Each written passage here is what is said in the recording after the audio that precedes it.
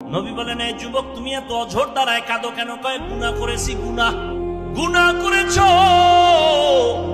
আমার মাওলা পাকের রহমত সম্পর্কে তোমার কি ধারণা নাই? বলে, ও পয়গম্বর, আমার মন বলে আল্লাহর রহমত থেকেও বড় গুনাহ করেছি। জমিন থেকেও বড়? কয় হ্যাঁ। আসমান থেকেও বড়? কয় আসমান থেকেও বড় গুনাহ করে ফেলেছি। এইভাবে বলতে বলতে বলতে বলতে এক পর্যায়ে যুবক বেহুশ হয়ে গেল। এবার নবী বলে, এত কইতেছো, গুনাহটা কি বল? আল্লাহর বান্দা যুবক কান্না করে বলে, পয়গম্বর, এত মারাত্মক অপরাধ আমি করেছি।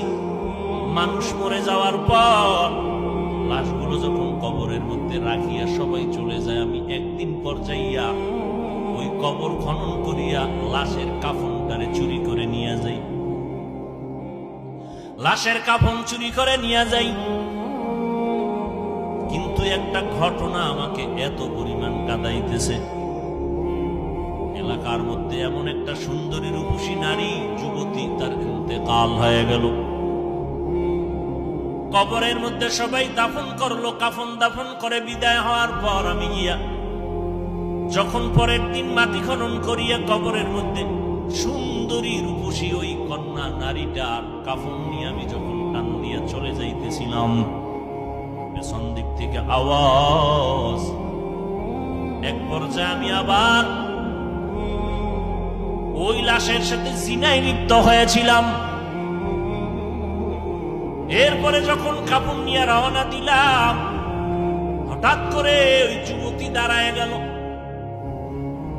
আওয়াজ দিয়ে বলে, রে বেঈমান, আমি একটা যুবতী নারী, কাফনটা সরাইয়া তুই এমন উলঙ্গ কেন করেছো? আমার ডানে বামে লাশের অভাব নাই, এমন অপরাধ কেন করলি? দ্বিতীয়ত, তুই আমার সতীত্বের উপর আক্রমণ কেন করলি মরা লাশের সাথে? ও নবী, আমি নিজেকে কন্ট্রোল করতে পারি নাই, বেহুশ হয়ে গেলাম। নবীজি বলেন, এই আল্লাহর দুশমন, তুমি আমার চোখের নজর থেকে দূরে সরে যাও। আমার আল্লাহ যদি তোমার ক্ষমার কোনো ঘোষণা দেয় তো আমি তোমাকে বলবো, না আমার কাছে কোনো ক্ষমার আওয়াজ নেই।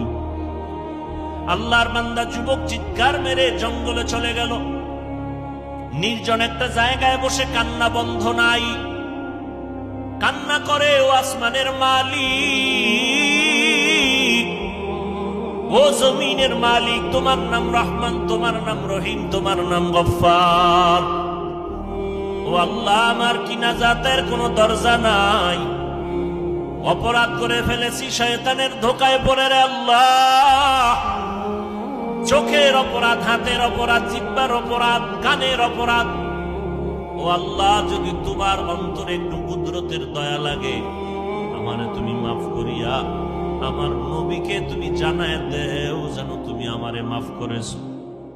যুবক কান্না বন্ধ করে নাই। আল্লাহ পাক রব্বুল আলামিন বলেন, ও মুমিন, ফালিয়াযহাকু কালিলান ওয়ালিয়াবকু কাসীরা।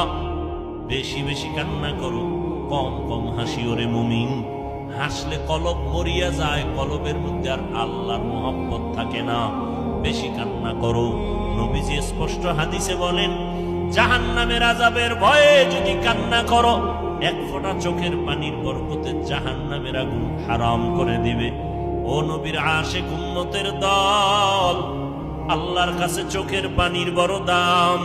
কারণ এই চোখের পানি দিয়া বাচ্চা অন্যায় করে মা বাবার সামনে দাঁড়াইলে দয়া না করিয়া পারে না। এই চোখের পানি সারিয়া ওস্তাদের সামনে ছাত্র অন্যায় স্বীকার করলে দয়া না করে পারে না। ওই মা বাবা, ওই ওস্তাদ থেকে আমার আল্লাহর কুদরতে 99 গুণ মায়া মোহব্বত বেশি। বান্দা যখন আল্লাহ বলিয়া জিহ্বা নাড়ায় ডাক দেয়, গুনার কথা স্মরণ করে তওবা করে, আল্লাহ বলেন আমার কুদরতের জোশ এসে যায়। আমি বান্দার জীবনের গুণ এক ফোঁটা চোখের পানির বরকতে এমন ভাবে মাফ করে দেই, বান্দা একদিন, 2 দিন, 1 বছর, 2 বছর, 80 বছর পর্যন্ত গুনাহ করিয়া পাহাড় বানাইছি, আমি আল্লাহ এক ফোঁটা চোখের পানির বরকতে পুরা জীবনের গুণ একটা সেকেন্ডে মাফ করিয়া তারে পবিত্র বানাইয়া দেই। আমি আল্লাহ তার নামটা জান্নাতীদের খাতায় উঠাইয়া দেই।